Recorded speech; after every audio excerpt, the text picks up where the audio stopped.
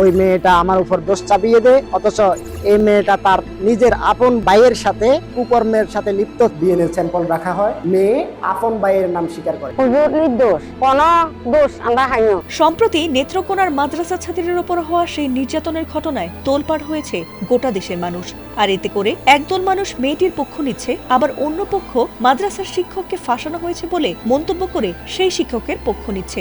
এতে করে সৃষ্টি হয়েছে চরম ধোঁয়াশার। আর তাই সত্যতা যাচাই করতে এই ঘটনায় ডিএনএ টেস্ট করতে দাবি জানিয়েছে বহু মানুষ। কারণ এই টেস্টের ফলেই জানা যাবে আসল সত্য, আর রক্ষা পাবে নির্দোষ ব্যক্তির সম্মান, যেমনটি এবার ঘটেছে এক ইমামের ভাগ্যে। ডিএনএ টেস্টের ফলে অবশেষে নির্দোষ প্রমাণিত হয়েছেন এক ইমাম। এবারের ঘটনাটি ঘটেছে ফেনীর পরশুরাম উপজেলায়। সেখানে দায়ের হওয়া এক আলোচিত ধর্ষণ মামলার তদন্তে বেরিয়ে এসেছে নতুন ও চাঞ্চল্যকর তথ্য।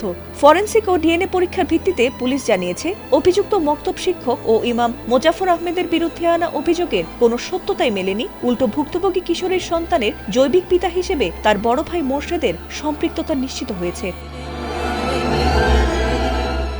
চাঞ্চল্যকর এই ঘটনাটি ঘটেছিল 2024 সালের 24 নভেম্বরে। সেদিন কিশোরীর পরিবার নিজেদের দোষ গোপন করতে নির্দোষ ইমামের ওপর দোষ চাপিয়ে তার বিরুদ্ধে ধর্ষণের অভিযোগ এনে মামলা দায়ের করে। পরে তাকে গ্রেফতার করা হলে তাকে 1 মাস 2 দিন কারাগারে থাকতে হয়। এই ঘটনার পর তিনি স্থানীয় মসজিদের ইমামতির দায়িত্ব হারানোর পাশাপাশি ইসলামিক ফাউন্ডেশন থেকেও চাকরিচ্যুত হন। এতে করে তার দীর্ঘদিনের সুনাম মুহূর্তেই ধ্বংস হয়ে যায়। আর বিষয়টির সত্যতা না জানায় এলাকায় তার বিরুদ্ধে ছড়িয়ে পড়ে তীব্র নিন্দা।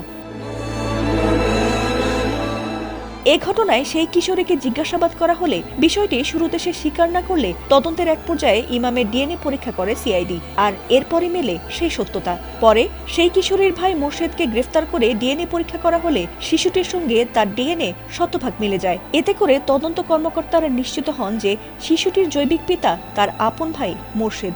এরপর তাকে গ্রেফতার করা হলে বর্তমানে তিনি কারাগারে রয়েছেন। এদিকে মামলা থেকে অব্যাহতি পাওয়ার পর ইমাম মোজাফফর ক্ষোভ প্রকাশ করে তার ওপর হওয়া এই অন্যায়ের বিচার ও ক্ষতিপূরণ চেয়েছেন। ফাতিমা সুলতানা, এটিএন বাংলা।